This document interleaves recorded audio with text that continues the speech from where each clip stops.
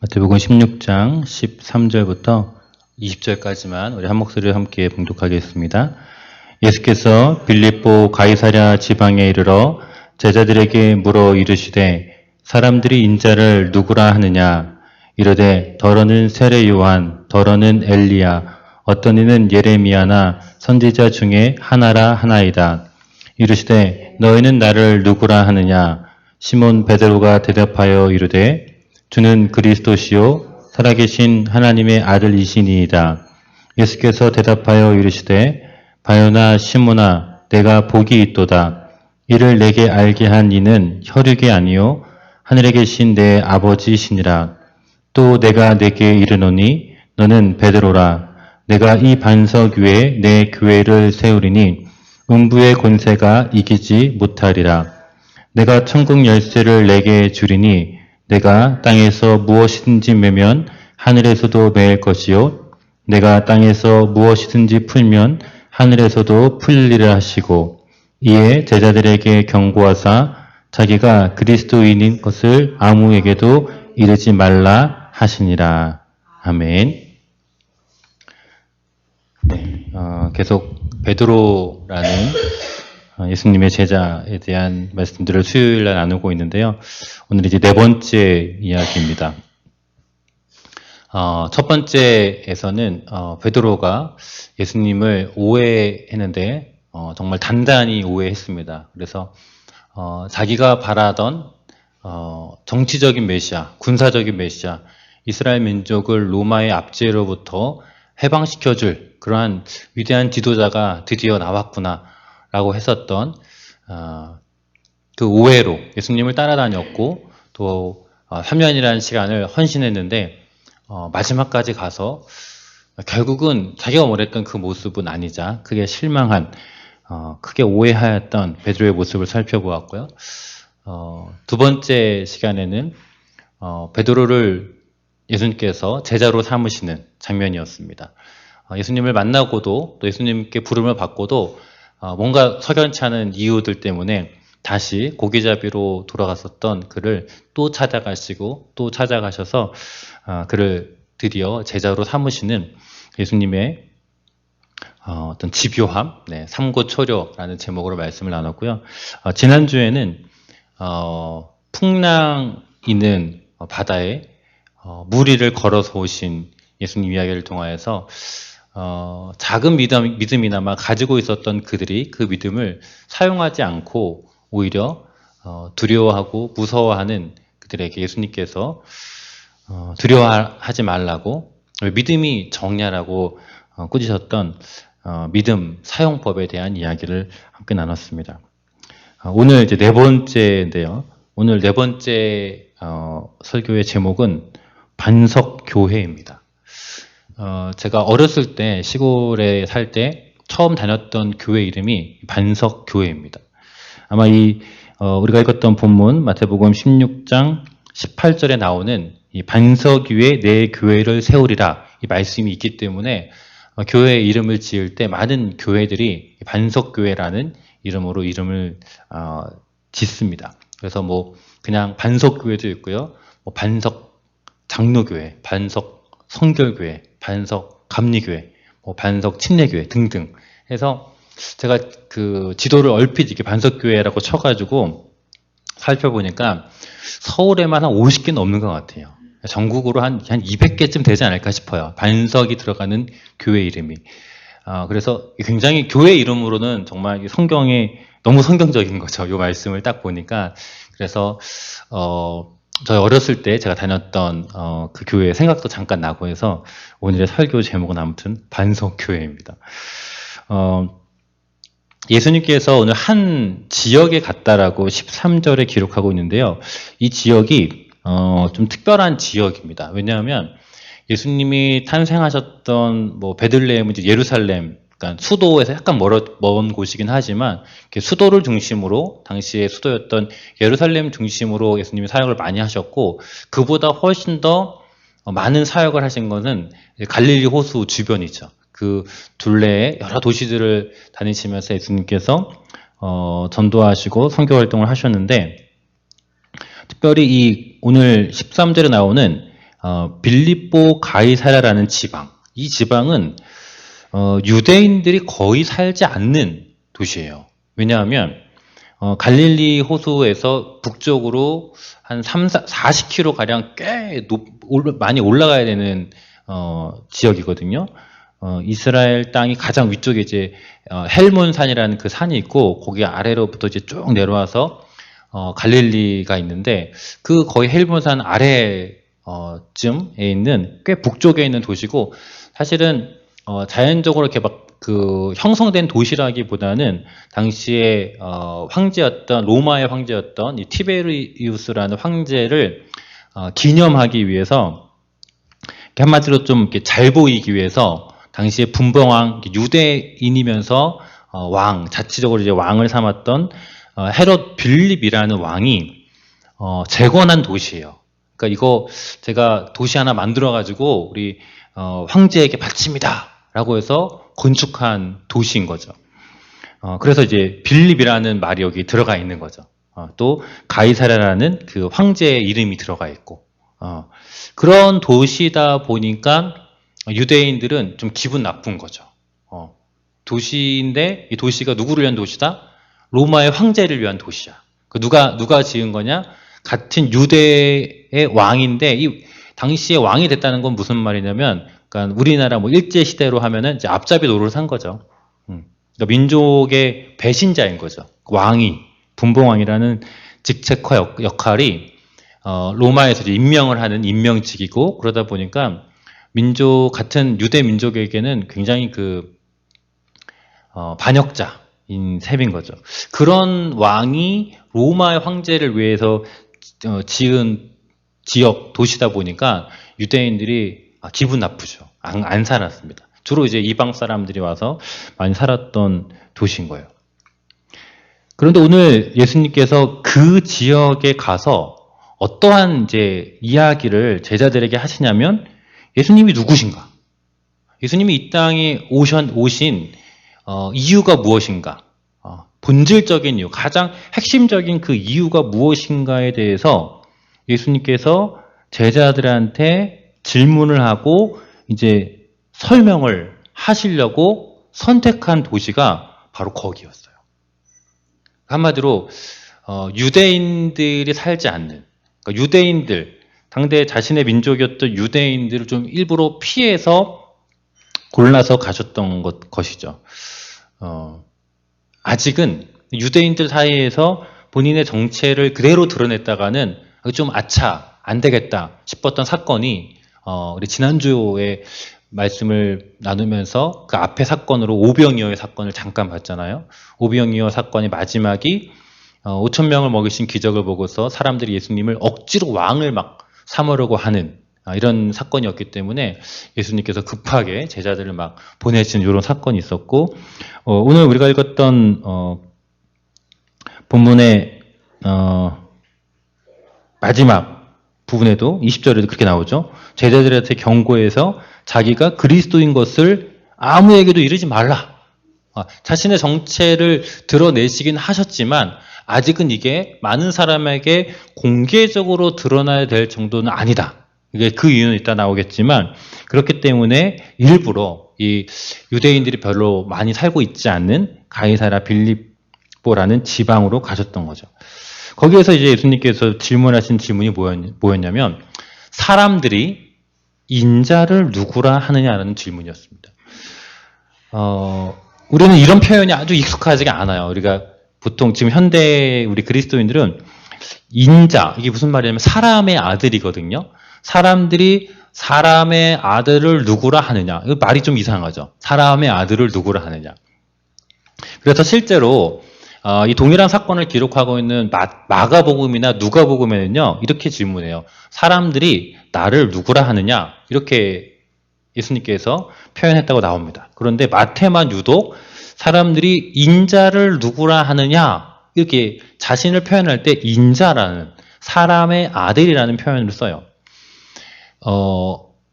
성경을 이제 컴퓨터나 뭐 이렇게 성경 어플 같은 데서 이제 단어를 검색하는 기능들이 있는데, 인자라는 단어를 넣고 검색을 하면 대부분 단어가 어떤 단어냐면 뭐 인자하다. 하나님이 인자하십니다. 뭐 이렇게 우리가 뭐 자상하고 이런 의미에서의 인자라는 단어가 창세기부터 계시록까지 쫙 나와요.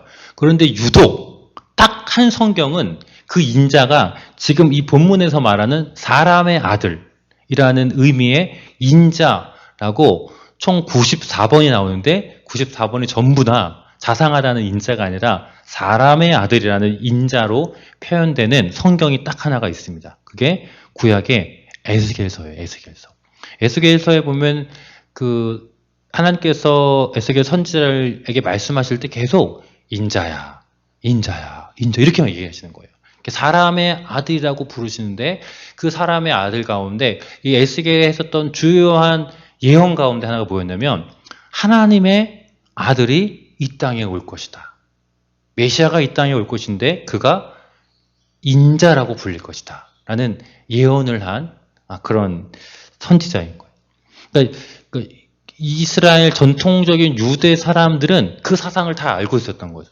그래서 이 마태복음이 특별히 마가나 누가복음과는 다르게 마태복음은 누구를 위한 이 복음서였냐면 당시에 유대인들을 위한 복음서였습니다. 그래서 우리가 마태복음 딱 처음에 읽으면 뭐가 나오죠?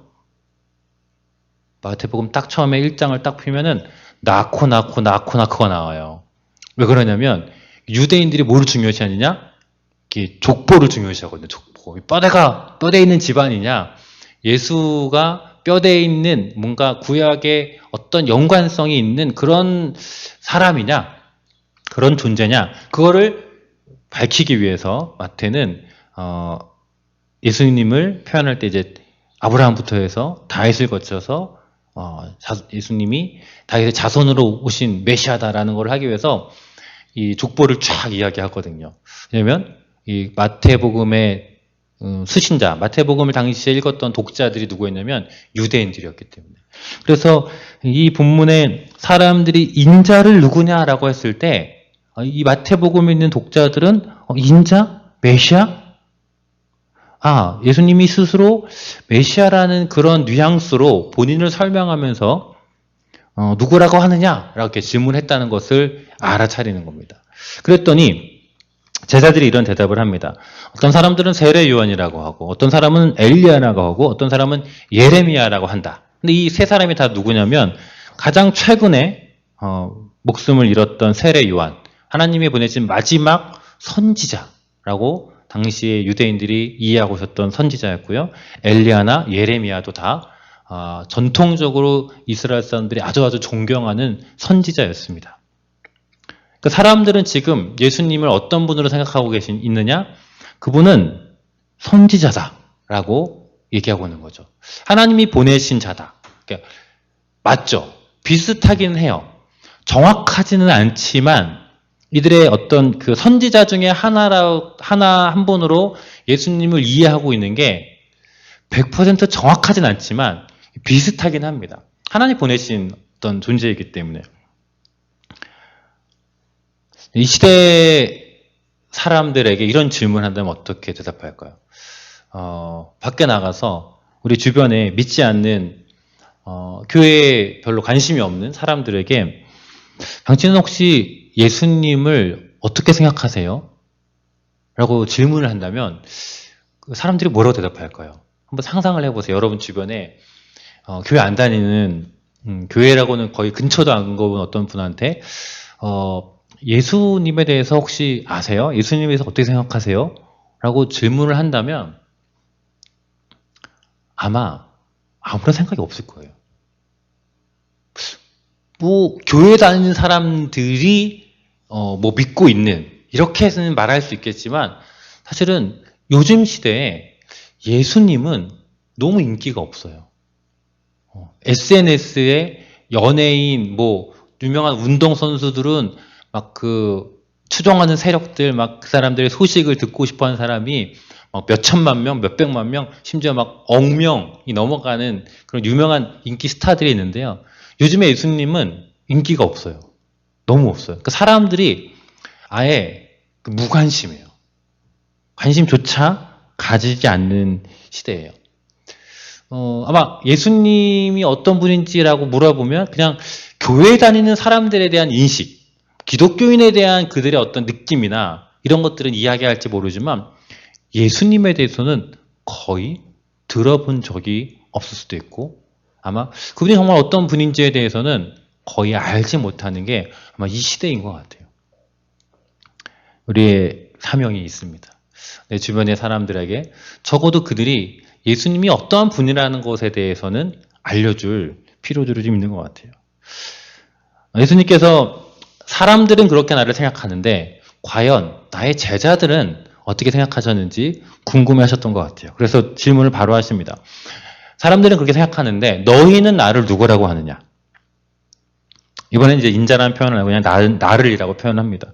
너희는 나를 누구라 하느냐? 그때 베드로가 오늘의 우리의 주인공이죠. 베드로가 나서서 대답을 합니다. 16절에 뭐라고 대답하냐면 주는 그리스도시요 살아계신 하나님의 아들이시니이다 라고 아주 유명한 고백을 합니다. 이 고백을 많은 우리 개신교와 또 기독교에서는 많은 그 사도신경에도 이 고백이 들어가 있고 또 많은 전통적인 신앙 고백서들에 이 고백이 굉장히 많이 들어가 있습니다. 주는 그리스도시요 살아계신 하나님의 아들이십니다. 그랬던 예수님의 대답이 뭐였냐면 정답! 이렇게 대답하신 거예요. 정답이다. 그거 맞아. 라고 예수님께서 단번에 딱 인정해 주신 어떻게 보면은 완벽한 정확한 대답이라고 예수님께서 알려주셨습니다. 베드로가 한 내용을 좀 살펴보면 처음에 주는 그리스도시오라고 이야기했는데 여기서 주는이라는 표현은 사실은 원래 그 성경의 원문에는 없는 표현인데 그냥 이렇게 원문에는 되어 있습니다. 당신은 그리스도이십니다. 당신은 그리스도이십니다. 그리스도라는 말은 이 신약 성경이 기록되었던 헬라어고요. 구약에서 히브리어로는 이 그리스도가 뭐냐면 메시아입니다. 메시아. 그러니까 베드로가 처음에 예수님이 너희는 나를 누구냐라고 했을 때 당신은 메시아입니다. 라고 고백을 했던 거예요. 그리고 뭐라고 이야기하냐면 살아계신 하나님의 아들이십니다. 그러니까 두 가지 고백을 한 거죠. 첫 번째는 당신은 메시아입니다. 두 번째는 당신은 살아계신 하나님의 아들입니다. 근데 사실은 한 가지 고백이에요. 왜냐하면 하나님의 아들, 여러분 한번 상상을 해보세요. 하나님의 아들. 부모님이 자식을 낳아서 누구의 아들, 이런 의미로 당시의 사람들이 당연히 생각하는 게 어려워요. 하나님의 아들, 하나님이 보이지가 않는데, 신인데, 그분이 어떻게 사람처럼 아이를 낳았다, 이런 건 말이 안 되는 거죠. 그래서 하나님의 아들이라는 요 표현 자체가 어떤 의미냐면, 그게 바로 메시아라는 의미예요. 그래서 우리가 지난주에 살펴봤던 마태복음 14장에서 그 배에서 예수님께서 막 풍랑 중에 나타나셔서 베드로가 빠지고 다시 살려주셔서 배에 오르시죠. 오르시니까 바람이 그치고 파도가 잔잔해졌습니다. 그때 그 배에 있었던 사람들이 예수님의 발 앞에 무릎을 꿇고 뭐라고 이야기했냐면 진실로 하나님의 아들이로소이다 라고 고백을 해요. 진실로 하나님의 아들이로소이다. 그러니까 하나님의 아들이라는 표현을 하는데 그게 무슨 의미냐면 당신은 정말로 메시아군요 라고 고백을 했던 거예요. 그러니까 이런 표현 있잖아요. 농부의 아들 아니면 요즘 한참 정치할 때 어떤 가평의 아들, 가평의 딸. 그럼 가평이 낳은 게 아니잖아요. 가평이 아들, 딸 낳을 수 있는 게 아니잖아요. 그런 사람이 아니기 때문에 그런 것처럼 하나님의 아들이라고 이야기했을 때 이거는 하나님이 직접 이렇게 부자 관계다 이런 의미로 이해한다기보다는 오히려 하나님의 아들이라는 그 의미는 메시아라는 거야. 메시아.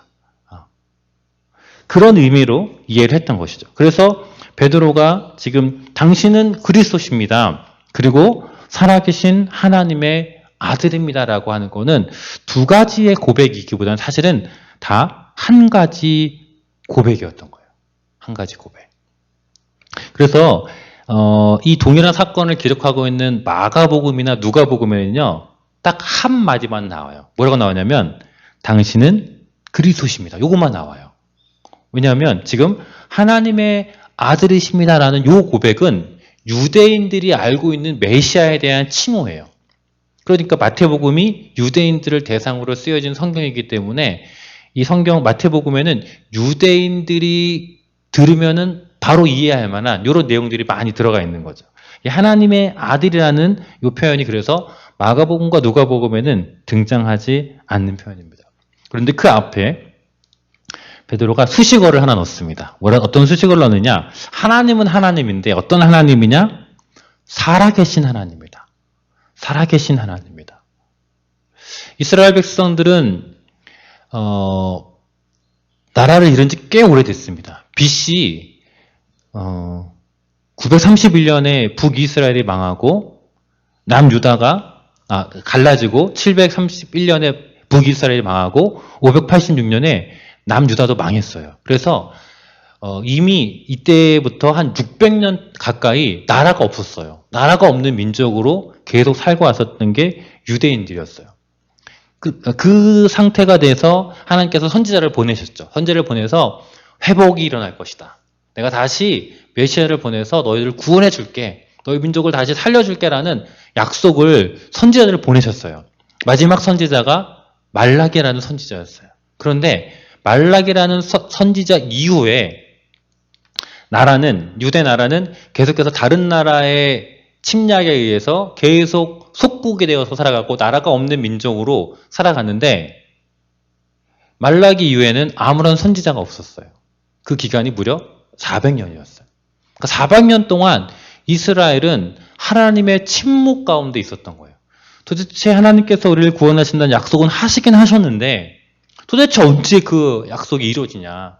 지금 또 로마라는 강력한 대국이 우리를 짓밟고 있는데 도대체 메시아는 언제 오느냐. 어떤 선지자가 나와서 희망이라도 이야기를 해야 되는 것 아니냐. 하나님 과연 살아계신가? 라는 의문이 이 유대인들의 마음속에 가득 있었죠. 근데 이제 예수님께서 오신 거죠. 그래서 이 예수님, 메시아라고 고백하였던 이 예수님을 보니까 하나님이 일하시는구나. 하나님이 일하시는구나 라고 베드로는 생각했던 거죠. 드디어 하나님께서 메시아를 보내셨구나. 하나님이 그동안 죽으신 게 아니라 잠드신 게 아니라 살아계셨구나. 드디어 그래서 살아계신 하나님이 그 아들을 보내셨구나 라고 베드로가 대답했던 것입니다. 그러니까 아주 간단한 대답이에요.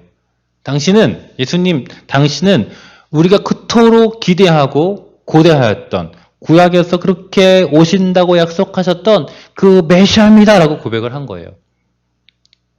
예수님께서 정답이라고 말씀을 하십니다. 그리고 이것은 17절에 보니까 혈과 육이 아니다. 이것을 알게 하는 것은 사람으로는 불가능한 일이다. 이거는 하늘에 계신 나의 아버지가 알게 하신 것이다라고 이야기합니다. 그렇기 때문에 베드로에게 넌 참 복이 있다라고 이야기해요. 무엇이 복이 있냐면 하나님이 알게 해주신 어떤 것을 아는 것, 그것이 복이라고 이야기합니다. 이 세상에서 우리가 내가 노력하고 내가 공부하고 애써서 알 수 있는 수많은 지식들이 있습니다. 그러나 그것보다 하나님께서 우리에게 알려주시는 지식과 지혜가 있는데 그것을 예수님은 복이 있다라고 말씀하십니다. 하나님의 말씀을 듣는 것, 성경에 대해서 아는 것, 하나님 나라의 이야기를 듣는 것, 여러분 그것이 복입니다. 그것은 하나님께서 우리에게 이 시간을 통해서 우리에게 알려주시는 것이기 때문이죠. 근데 거기서 끝나면은 너 참 그 맞는 대답했어 라고 하면은 이 사건이 그냥 아름다운 스토리로 끝나거나 되는데요. 이제 역사에서 엄청난, 어떻게 보면 좀 파문을 일으킨 그 다음 말씀이 등장합니다. 이 18절과 19절. 이것 때문에 이제 캐톨릭과 개신교가 갈라지고, 서로 성경을 다르게 해석하는 이 문제 때문에 또 한때 유럽에서는 이것 때문에 서로 전쟁을 해서, 신교와 구교가 전쟁을 해서 수많은 사람들이 죽기도 하는 역사적인 엄청난 비극을 일으켰던 인간의 어떤 해석 때문에 이제 그런 거긴 하지만 그 말씀이 바로 이 18절과 19절 말씀입니다. 예수님께서 베드로에게 너가 알고 있는 그 사실은 하나님께서 알려주신 것이다. 나의 아버지께서 알려주신 것이다. 라고 이야기를 합니다. 그리고 지금 17절과 18절, 19절에 나오는 이 말씀은요. 또 다른 마가복음과 누가복음에는 이 이야기가 없어요. 오직 마태복음에만 이 이야기가 기록이 되고 있습니다. 예수님께서 베드로에게 18절에 이렇게 말씀하십니다. 너는 베드로라. 내가 이 반석 위에 내 교회를 세우리니 음부의 권세가 이기지 못하리라. 베드로가 예수님한테 이렇게 고백했습니다. 당신은 그리스도십니다. 당신은 메시아입니다. 예수님이 이렇게 얘기해요. 너는 베드로다. 너는 베드로다. 이게 좀 뭔가 이렇게 서로 이렇게 주거니 받거니 하는 게 있는 거예요. 베드로가 먼저 예수님한테 당신은 메시아십니다. 이렇게 얘기한 거죠. 예수님이 뭐라고 받아요? 너는 베드로다. 이렇게 얘기를 하신 거예요. 그러면서 내가 이 반석 위에 베드로의 뜻이 뭐냐면 베드로가 반석이란 뜻이에요. 반석. 돌멩이란 뜻이 돌멩이. 너는 베드로인데 내가 반석 위에 내 교회를 세우겠다. 이것 때문에 이제 카톨릭이랑 개신교가 갈라졌다고 하는데 이 반석이란 이 단어 때문에 그런 거예요. 반석. 여러분 이 반석은 그냥 쉽게 생각하면 돼요. 뭐냐? 예수님께서 지금 교회를 세우는데 당신의 교회를 세우는데 어디에다가 교회를 세우신다고요? 반석처럼 든든한 곳 위에다가 교회를 세우시겠다는 거예요. 아무런 문제 없죠. 네. 교회를 세우는데 뭔가 건물을 지으려면 어디다 세워야 돼요? 네. 든든한 반석 위에다 세워야 되겠죠. 우리가 뭐 땅 파기를 잘해서 거기에 이제 공구리를 잘 치고서 거기에 건물을 세우는 것처럼 어떤 건물을 세우든지 간에 이 건물이 든든하게 세워지려면 아주 튼튼한 반석 위에다가 세워져야 되는 거죠. 그게 다예요. 예수님께서는 앞으로 당신의 교회라는 단어가 마태복음에 딱 2번 등장하고 복음서에는 한 번도 나오지 않거든요. 사도행전에 나가야지 이제 교회라는 말이 나오는데 아직 당시에는 교회가 없었으니까. 근데 예수님께서 그 교회라는 것을 이제 내가 세우겠다라고 하시는데 어디다 세울 거냐? 든든한 반석 위에다가 내가 세우겠다라고 말씀하신 거예요. 근데 참 너 이름 베드로지. 그래 이 반석에서 내가 세우겠다고 이렇게 이야기를 하신 거예요. 그러니까 베드로 위에다가 세우는 게 아니죠. 조금 더 많이 나가면 베드로의 어떤 이런 신앙 고백 위도 아닌 거죠. 그냥 반석이라는 든든한 것 위에다가 예수님께서 당신의 교회를 세우겠다라고 이야기를 하신 거예요. 근데 예수님께서 하필 베드로한테 예전에 만났을 때 별명을 하나 지어주셨어요. 앞으로 내가 너를 장차 베드로라고 하겠다, 반석이라고 하겠다라고 요한복음 1장에 처음 만났을 때 그런 예언을 하신 적이 있었는데 이제 요때 예수님께서 써먹으신 거죠. 너 베드로인데, 너 반석인데 내가 그런 반석 위에다가 든든한 바위 위에다가 나의 교회를 세울 거다라고 이야기를 하신 겁니다. 그러니까 베드로가 중요한 게 아닌 거죠. 베드로가 전혀 중요한 게 아니라 베드로의 뭐 어떤 고백 이것도 사실은 어떻게 보면 조금 너무 이렇게 확대된 해석처럼 보이고 베드로의 믿음 위에 세웠다는 것도 조금 확대된 해석처럼 보이고 그냥 베드로처럼 이 바위와 같은 단단한 것 위에 나의 교회를 세우겠다라고 이야기합니다. 사도행전 9장 31절에 그 교회가 어떻게 세워지는가에 대한 모습이 나타나는데요. 제가 한번 9장 31절을 읽어드릴게요. 그리하여 온 유대와 갈릴리와 사마리아 교회가 평안하여 든든히 서가고 주를 경외함과 성령의 위로로 진행하여 수가 더 많아지니라. 온 유대와 갈릴리와 사마리아에 있는 교회들이 지금 평안했다고 나와서 평안을 헬라어 성경에 이렇게 돼 있어요. 평안을 가졌다. 교회의 네 가지 모습이 나오는데 하나는 평안을 가지고 있습니다. 그리고 그 교회가 서갑니다.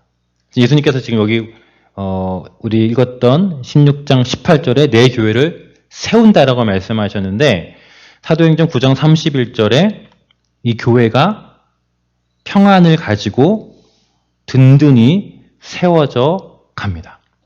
그리고 또 어떤 모습이 동사가 나오냐면 나아가다, 진행한다라는 말이죠. 진행하다. 교회가 어떻게 해요? 계속해서 진행하고 나아가는 거예요. 그리고 마지막으로 그 수가 증가되는 것이죠. 여러분 이게 교회의 모습이에요. 교회의 어떻게 보면 정상적인 모습은 평안을 가지고 있어야 돼요. 교회가 평안을 가지고 있고 든든하게 세워지는 거죠. 그리고 그 든든하게 세워진 교회가 거기에 멈추는 것이 아니라 진행하여 나아가는 것입니다. 그래서 증가하는 것. 이것이 예수님께서 세우고자 하셨던 교회의 모습이에요.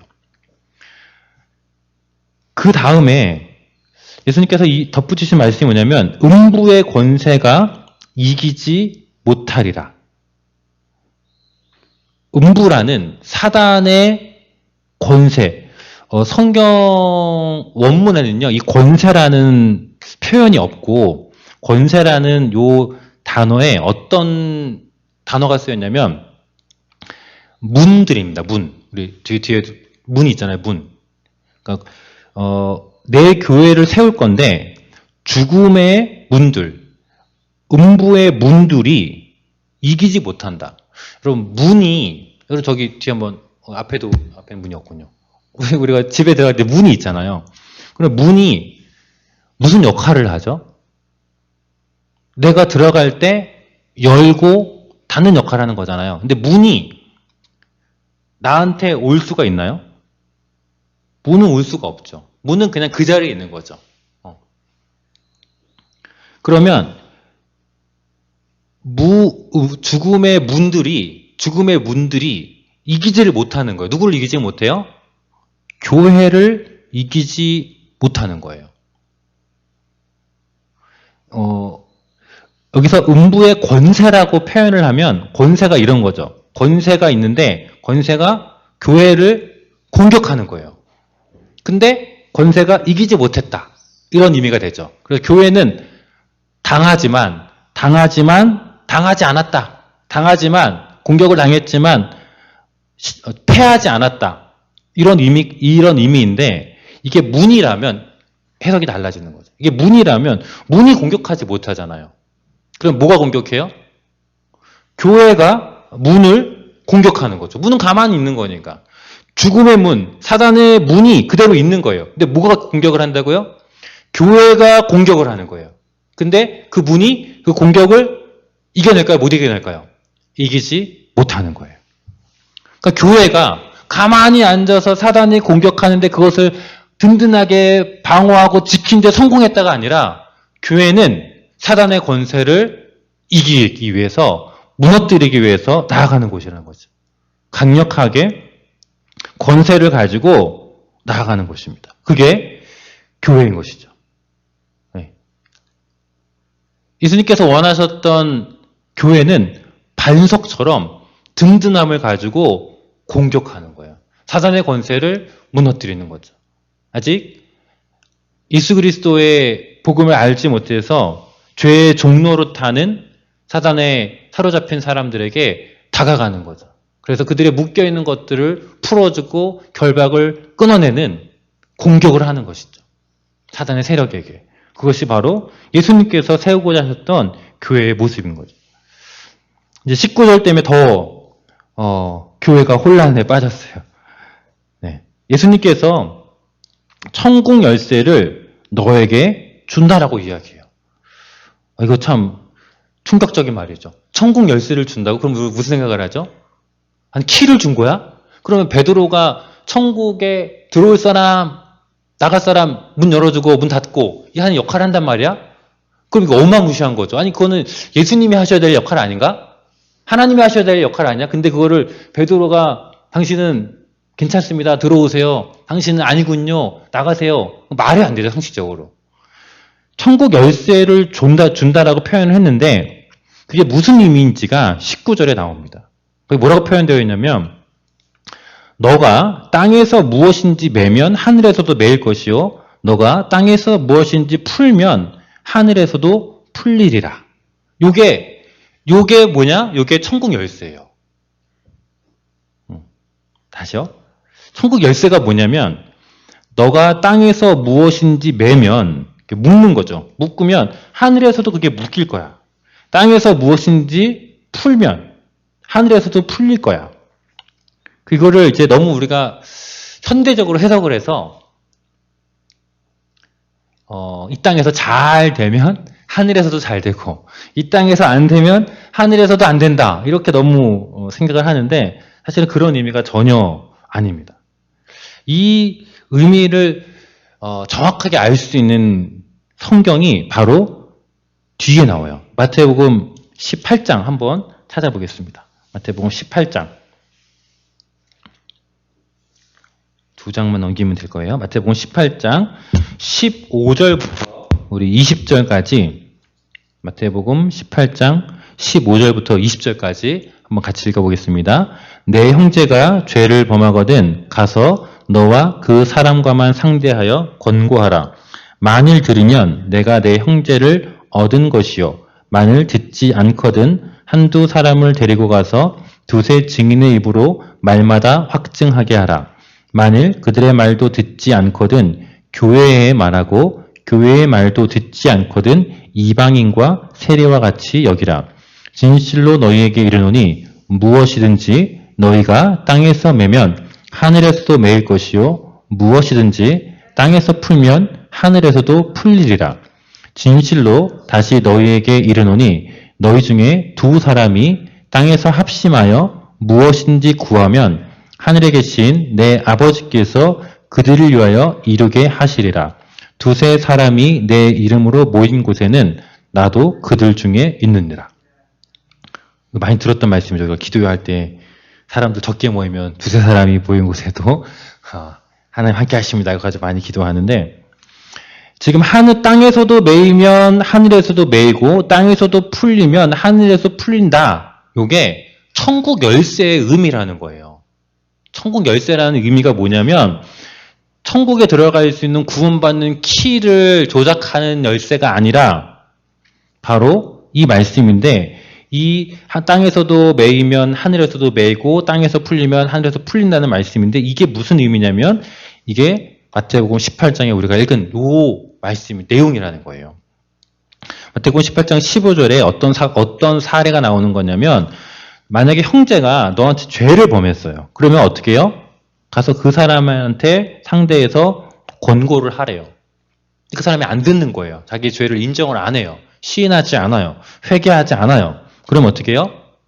한두 사람 더 데리고 가라는 거예요. 그래서 어떤 그 사람이 말을 했는지를 다 말마다 다 확증을 하래요. 그래서 이제 그 사람이 다행히 두세 사람이 같이 가서 또 이 얘기를 하니까 잘못했습니다. 라고서 회개하고 용서를 구하면 그 사람이 이제 얻는 거죠. 그런데 그렇게도 하지 않았어요. 그러면 최후의 수단을 써야 돼요. 최후의 수단. 최후의 수단이 뭐예요? 교회예요. 교회. 최후의 수단. 그러니까 죄를 범한 사람의 최후의 수단은 뭐냐면 교회가 가서 그에게 말하는 거예요. 근데 마지막 수단으로서 교회가 가서 말을 했는데도 그가 듣지 않아. 그러면 이제 어쩔 수 없다는 거예요. 교회가 그에게 권고를 했는데도 듣지 않았다. 그러면 이것은 더 이상 가능성이 없다. 물론 그렇게 해서 절교를 하고 떠나는 것이 그 사람이 궁극적으로 다시 돌아오기를 바라는 마음 때문에 그러는 거죠. 정말 이제 끊자. 이제 마지막 기회 날아가서 그런 거라기보다는 그래야지만 그 사람은 돌아올 가능성이 그나마 있기 때문에 교회가 마지막 권위를 가지고 그에게 이야기하라는 거예요.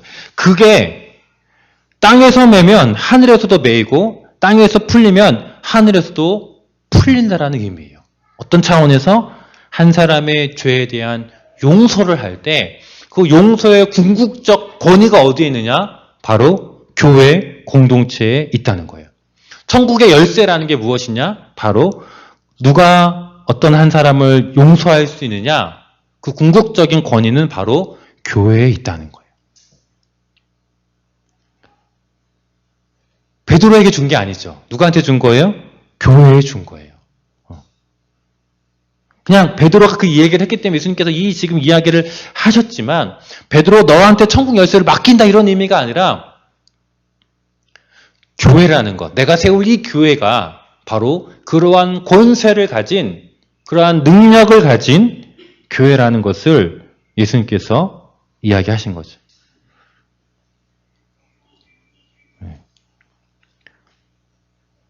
우리가 뭐 땅에서 뭐 잘한다고 하늘에서 문이 열리고 내가 못한다고 그런 의미가 아닌 것이죠. 20절에 예수님께서 제자들에게 경고를 하십니다. 경고하다는 게 어떤 의미냐면 말하지 말라라고 이렇게 금하시는 건데 무엇을 금하냐면 자기가 그리스도인 것을 메시아인 것을 아무에게도 이르지 말라라고 이야기합니다. 기껏 예수님께서 자신이 메시아라는 것을 이렇게 드러내시고서는 알려주시고서는 이르지 말라라고 이야기합니다. 왜냐하면 이제 그 다음 주에 저희가 보게 될 21절부터 24절의 사건을 보면 나오겠지만 아직 이들이 가지고 있는 메시아는 예수님이 부활하신 이후에도 그랬지만 아직 어떤 메시아다? 그들의 생각의 메시아였던 거예요. 저는 그리스도라고 고백하고 살아계신 하나님의 아들, 유대인들이 생각하는 메시아라는 고백을 하였지만 여전히 그들의 메시아 고백은 예수님께서 이 땅에 오신 진정한 목적을 이루기 위한 온 인류를 구원하시기 위한 그런 메시아로서가 아니라 자신들의 민족을 해방시켜줄 메시아로서 생각을 했던 거죠. 제자들이 맞대! 우리 주님이 메시아가 맞대! 이렇게 생각하고 경거망동했더라면 아마 또다시 주변에 많은 사람들이 예수님을 정치적인 메시아로 군사적인 메시아로 또 세워갔을 거예요. 제자들한테 그것을 하지 못하도록 예수님께서 경계하신 것이죠. 아직 제자들의 믿음은 더 성숙해야 되고 아직 제자들의 믿음은 더 완전해져야 됩니다. 비록 그 고백이 맞았지만 베드로의 그 고백이 예수님께서 정답이다 라고 하신 말씀이었지만 아직 그 의미가 무엇인지는 서서히 알아가야 되었기 때문입니다.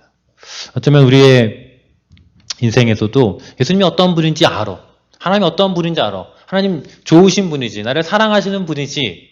하는 많은 우리가 교회 다니면서 어떤 많은 사실들이 있지만 그것들 내가 하나하나 경험하고 체험하고 나의 믿음으로 내가 간직하는 것은 또 다른 많은 훈련과 연습과 과정이 필요할지도 모르겠습니다.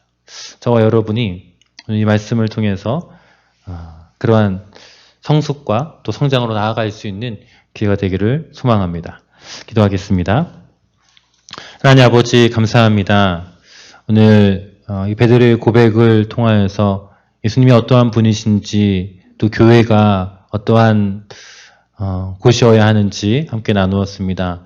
하나님, 예수님께서 세우신 이 교회, 하나님 이 교회를 통하여서 평안을 가지고 든든히 서가고 앞으로 진행하여 많은 수가 더해지는 놀라운 역사를 일으키는 교회 될 수 있도록 은혜를 베풀어 주시고 저희 늘 푸른 교회가 그러한 교회 될 수 있도록 은총을 부어 주옵소서. 예수님의 이름으로 기도드립니다. 아멘.